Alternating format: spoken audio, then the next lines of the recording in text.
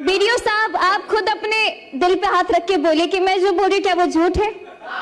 आप दिल पे हाथ रख के बोलिए, आप खुद अपने दिल पे हाथ रख के बोलिए। उपाध्यक्ष जी, पढ़ाई तभी होती है जब सुरक्षा होती है।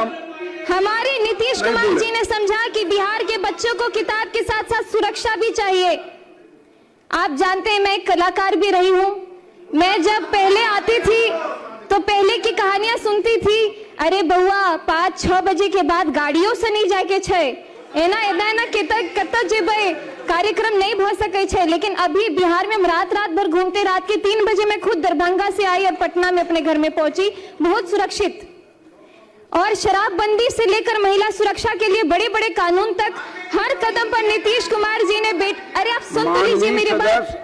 बेटियों के पक्ष में खड़े होकर हमारे माननीय मुख्यमंत्री जी ने निर्णय लिया है। और आज जब मैं बिहार के सबसे युवा विधायकों में से एक इस सदन में खड़ी होकर के बोल रही हूँ तो न जाने आपको क्यों इतनी दिक्कत हो रही है। उपाध्यक्ष जी को आभार, आपने मुझे आज बोलने का समय दिया।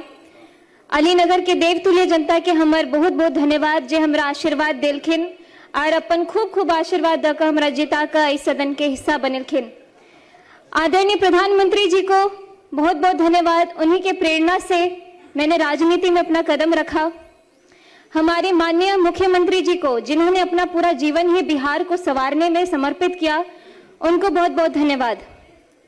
आज इस विधानसभा में खड़े होकर बोलना मेरे लिए बहुत बहुत बहुत बड़ी बात है। ये सिर्फ एक भाषण नहीं है, यह उस बेटी का सपना है जो बिहार की मिट्टी में, मिथिला की मिट्टी में पली बढ़ी खेली कूदी। मैं जानती हूँ कि इस सदन में मुझसे कई अधिक अनुभवी, कई अधिक वरिष्ठ और कई अधिक परिपक्व नेता विराजमान हैं। विपक्ष के वे दिग्गज नेता जिनकी राजनीतिक उम्र मेरी पूरी उम्र से बड़ी होगी, उन सभी के सामने बोलना भी मेरे लिए बहुत चुनौतीपूर्ण है। अध्यक्ष जी, आज शिक्षा बजट पर चर्चा हो रही है तो मैं आपसे एक सवाल पूछना चाहती हूँ कि वो बिहार सभी को याद है। जब मैं उस समय को याद करती हूँ तो मुझे महाभारत के धृतराष्ट्र का हस्तिनापुर याद आता है, जो बहुत बड़े वरिष्ठ और बहुत ही अनुभवी नेता रहे, बहुत ही अनुभवी राजा रहे, लेकिन वो अंधे थे। और उससे भी बड़ी बात है कि वो देखना भी नहीं चाहते थे, क्योंकि उन्हें हस्तिनापुर की चिंता नहीं बल्कि दुर्योधन की चिंता लगी रहती थी। जब इस धरती की बेटियां स्कूल जाने से डरती थी, जब सरकारी स्कूल के नाम पर सिर्फ टूटी फूटी दीवारें, जब शिक्षक वेतन के लिए दर बदर भटकते रहते थे, जब दोपहर का खाना नहीं मिलता था तो बच्चे भूखे पेट पढ़ने जाते थे और ज्यादातर तो जाते भी नहीं थे। जनता चिल्लाती रहती थी कि स्कूल में शिक्षक नहीं है तो कानों पे पट्टी।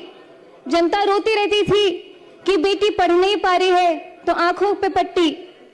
और जनता कहती रहती थी कि बिहार पिछड़ रहा है, तब भी इनका दिल नहीं पसीजा। बिहार में 2005 से पहले ऐसा ही अंधेरा था। स्कूल में ताले, पढ़ाई लिखाई नहीं, बजट आता था लेकिन बच्चों तक पहुंचता नहीं था, रिपोर्ट में विद्यालय थे लेकिन जमीन पर घास उगती रहती थी। और हमारे विपक्ष के माननीय साथी जो आज बड़े गंभीर मुद्रा में यहाँ बैठे हुए हैं, आप सभी उस दौर के साक्षी रहे हैं और ये भी कह सकती हूँ कि आप सहयोगी भी रहे हैं। लेकिन हम उन्हें दोष नहीं देते हैं, हम तो बस इतना कहना चाहते हैं कि जो बीत गई सो बात गई, लेकिन इतिहास गवाह है। भले ही बिहार की भोली भाली जनता वो दौर भूल जाए, लेकिन इतिहास कभी नहीं भूल सकती है, ना ही वो कभी माफ करेगी। 2005 में एक नवोदय हुआ, नया सूरज उगा। माननीय उपाध्यक्ष महोदय जी, 2005 में बिहार की जनता ने एक ऐतिहासिक फैसला किया और उस फैसले का नाम था नीतीश कुमार।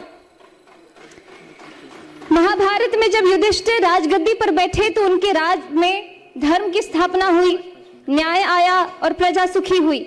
ठीक उसी तरह जब नीतीश कुमार जी ने बिहार की बागडोर संभाली तो यहाँ सुशासन आया। जब मैं यहाँ इस विधानसभा में खड़ी हूं तो मेरे मन में एक श्लोक गूंज रहा है, तमसो मां ज्योतिर्गमय, अर्थात अंधकार से मुझे प्रकाश की ओर ले चलो। यही बिहार रहा है, अंधकार से प्रकाश की ओर, भय से आत्मविश्वास की ओर, अपमान से सम्मान की ओर और जंगल राज से सुशासन की ओर। उपाध्यक्ष जी, नीतीश कुमार जी ने एक ऐसी योजना शुरू की जिसने पूरे देश को चौंका दिया, मुख्यमंत्री साइकिल योजना, जिसके बारे में सभी ने बात की है। और मैं खासकर इसलिए बोलना चाहती हूँ कि मेरी आंखों देखी कहानी है। मेरे खुद के गांव में, जहां स्कूल के नाम पे कोई बात ही नहीं होती थी, और एकाएक साइकिल योजना जब शुरू हुई तो मेरे गांव के अड़ोस पड़ोस की सभी दीदियों ने स्कूल जाना शुरू कर दिया। विपक्ष के लोग तो इस योजना का मजाक भी उड़ाते थे, लेकिन आज वही योजना पूरे देश के लिए एक मॉडल है। सुनने में सरल लगती है, लेकिन इस साइकिल ने क्या किया ये जरा सोचिए। आपको वक्त देंगे इनके भाषण के बाद। बिहार के गांव में एक बाप था जो सोचता था कि बेटी को हम दूर दराज कैसे भेजे, स्कूल कैसे भेजे, रास्ता बहुत लंबा है, खतरा है, पैसे नहीं है। उस बाप की चिंता को नीतीश कुमार जी ने समझा और बेटी के हाथ में साइकिल थमा दी। और उस साइकिल पर पहियों ने सिर्फ सड़क नहीं नापी, उन्होंने लाखों बेटियों का भविष्य नापा।